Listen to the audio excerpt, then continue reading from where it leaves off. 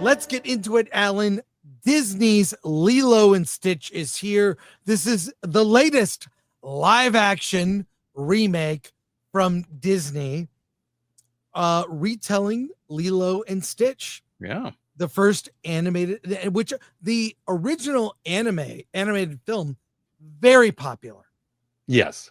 Spawned sequels, toys, Stitch as a character, lovable. The setting in Hawaii, beautiful, involves aliens. Alan, give me your non-spoiler review, but give us a little of the story. Yeah, 'cause I don't want to give away the ending of the story. But with Stitch, the little creature there, he's a little alien. He's a science experiment from the evil Jumba. He created this guy, and he was an unauthorized experiment. And he is so bad that that little Stitch is being exiled to a deserted planet known as Earth. But he escapes and decides to go to Earth anyways, but they need to kind of keep an eye on him. So he sends Jumbo the creator and Pleakley, an alien who is an authority on Earth, to go and find Stitch and make sure he's secured, and possibly maybe they need to eliminate him, maybe. But while on Earth, Stitch runs into a little girl named Lilo, who is sad because she lives with her sister. Their parents had passed away. The sister is in danger of losing custody. The older sister is in danger of losing custody of the little sister. And to make matters worse, Lilo adopts Stitch as her puppy dog, and all hilarity ensues. So can Nani get her act together and prove that she can be a suitable guardian for her sister, or will the evil social services agent separate them forever? That's Lilo and Stitch. Well, now, I don't want to give away the ending, though. But the ending, I'll say there are elements, a couple things here. One, and we'll get into it more on Friday. Yeah. There are ways in which the movie, the live action, is different than the animated. Yeah. They added characters that were not in the animated film, the cartoon. They added one character, and they got rid of a few. Let's put it that way. Yeah. They streamlined it, I think, for budget reasons. Yeah, that's the thing I got from this was it looked like they saved money making this movie, and I'll say that that's not necessarily a bad thing.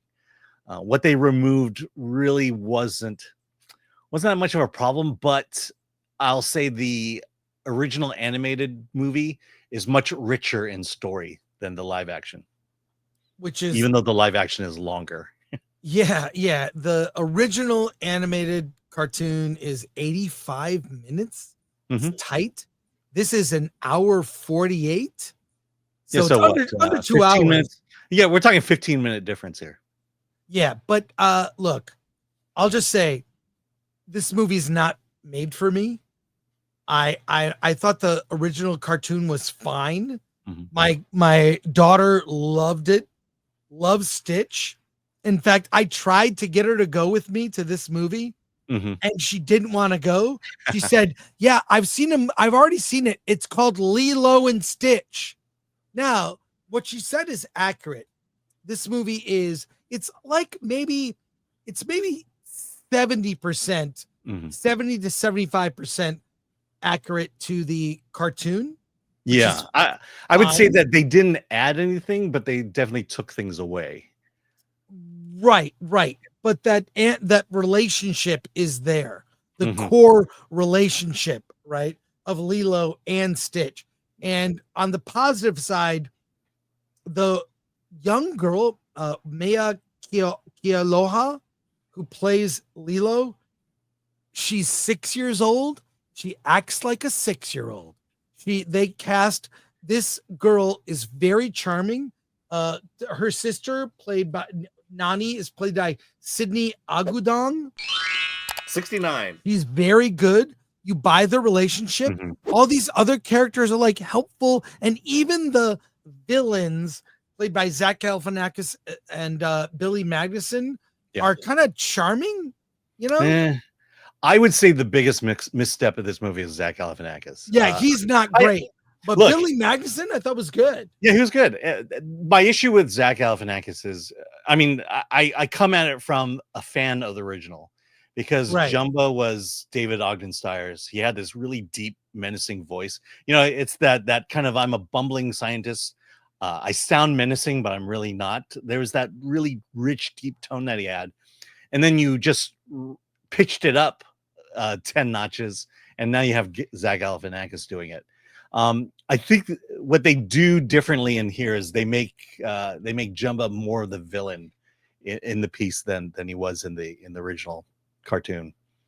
But the the reason why this movie is great is because of the three core characters: Lilo, Stitch, and Nani.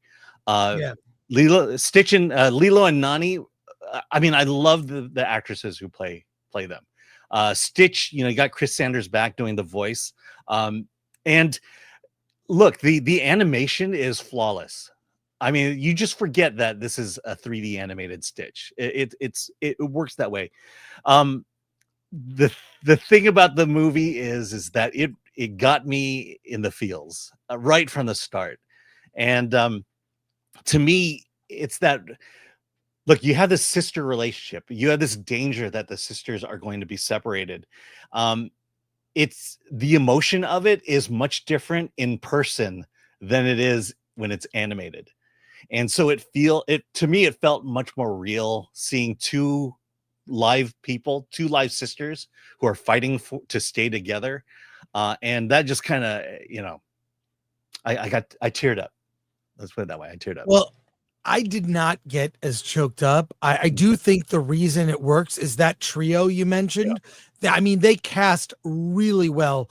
If they're making a sequel, fast tracked it.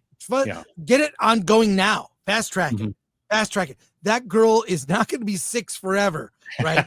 She's going to be 8 or 9 by the time the sequel comes out. So get working on it now. This will be one of the, look, it's not for me. I thought it was fine. Give it a 5 or a 6 for me. I wasn't as drawn into it as you, but I recognize that the creatives behind this understood the assignment. Take a beloved cartoon, do it in live action.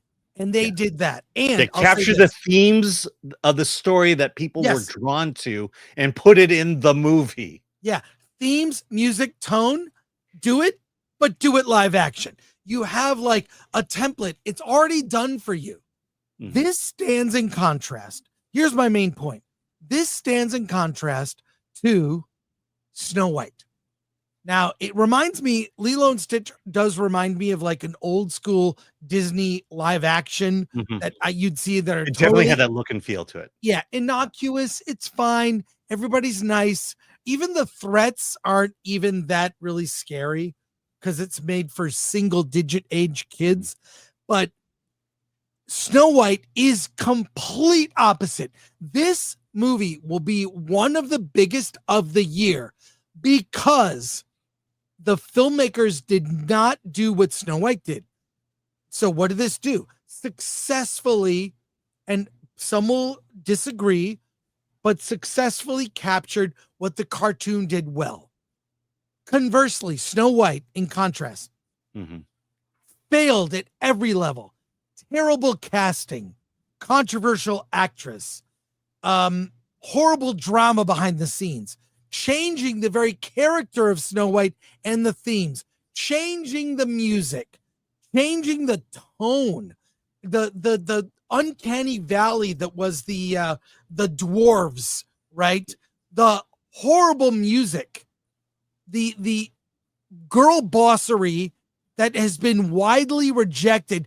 Name for me a girl boss movie that has been a box office hit. I'll wait. There isn't one. It's not something that I think even women, the intended audience, find appealing. You know, I think, sorry, deep in the lizard brain, I think of a female audience, they kind of want a strong man, right? Doesn't mean that you can't have a strong female character. They can also be strong and have that, what a princess wants. which is to find her prince. Anyways, yeah. If you really compare these two movies, this is a lesson that Disney may learn because they're butted up against each other. Snow White failed miserably. I mean, bombed. We did 20 videos about it, okay? And this movie just completely is there any behind the scenes drama about this film? I think it's all love, if you ask me. Yeah. I've only heard praise, love. The young girl is so charming. Look, this movie's not for me. I had a good time watching it. I'll probably never see it again. But I will definitely be seeing it again.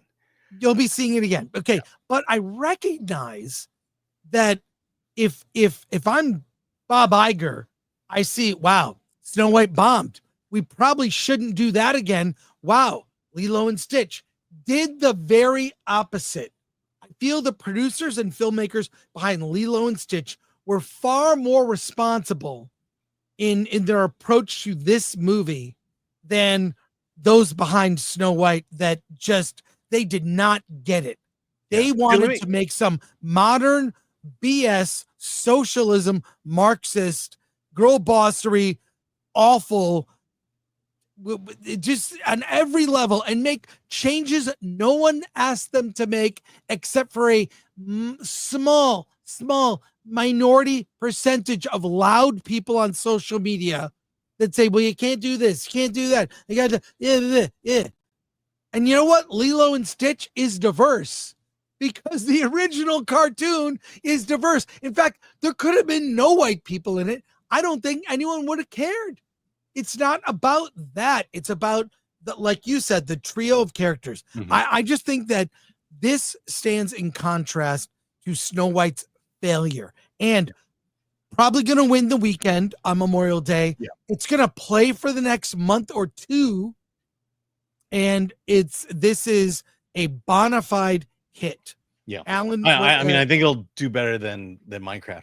To your point, look, I think what happened here was they said, all right, if we're going to make Lilo and Stitch live action, the producers asked themselves, well, what were the themes? What were the emotions? What were the elements of Lilo and Stitch that people loved? And then they said, make sure that's in our movie. While the producers of Snow White said, how can we fix this? Right. How can we make this for a modern time? How can we take evil, racist Walt Disney and correct everything he's done? And we're going to do that, and people will love it. And you know which one people loved and which one didn't. I mean, I think people will love this one because there's really no reason why. I don't think you can call this a bad movie in any way. I don't think you can say that. You could say it's a weaker adaptation of the original, but it's still excellent. It's still good, and it's still, it captures what you want. You asked my daughter what she thought. She is a massive fan of Lilo and Stitch. She gave Lilo and Stitch a 9, and she gave this an 8.5. So it's not as good as the cartoon. Yeah, there are elements like Gantu is not in the movie. I think. You kind of wish, spoiler alert here, but Jumba and Pleakley take human form in order to blend in. But I like the fact that in the cartoon, Pleakley got into a dress and Jumba put on a beach outfit, and that's how they blended in. And I kind of would have liked to have seen that as opposed to actually make them human. But at the same time, I realized they're probably saving money, not computer generating everything. And it's like, okay, the joke is there when you first see it, and then it just will belabor itself throughout. And you brought up one thing that I just realized, but yeah, it has that feel of the Love Bug, Apple Dumpling Gang, the old Disney live actions. It's definitely there, and I miss those times. No, you're right. The feeling I got was old school Disney. The threats are not so, scary. It's like Apple Dumpling Gang or Herbie the Love Bug, that series of movies, which I loved as a kid. It's very classic Disney. It doesn't try to fix or modernize anything. It is a live action remake for the most part, like I said, about 75% accurate to the cartoon, and captures the main core of the cartoon, which is those three characters, you know? So yeah, you screw those three characters up, you don't have a movie. they And got they it. nailed it. They nailed it. And, you know, I am certain that they've got to do a sequel. They will do a sequel to this. Who knows if it'll go the same way as Lilo and Stitch 2, the cartoon, but you know, we'll see. Maybe it goes a different direction. But the filmmakers understood the assignment and they delivered, in contrast to Snow White, which got it all wrong. Will Disney learn the lesson? That remains to be seen. Final thoughts. Final thoughts. We'll go to comments. Final thoughts. This movie is for the diehard Disney fan and anyone with kids, especially the younger set. So that's look. You just hit the parents with kids. They will take their kids to see this once, twice, 3 times. So there's a legitimate hit here.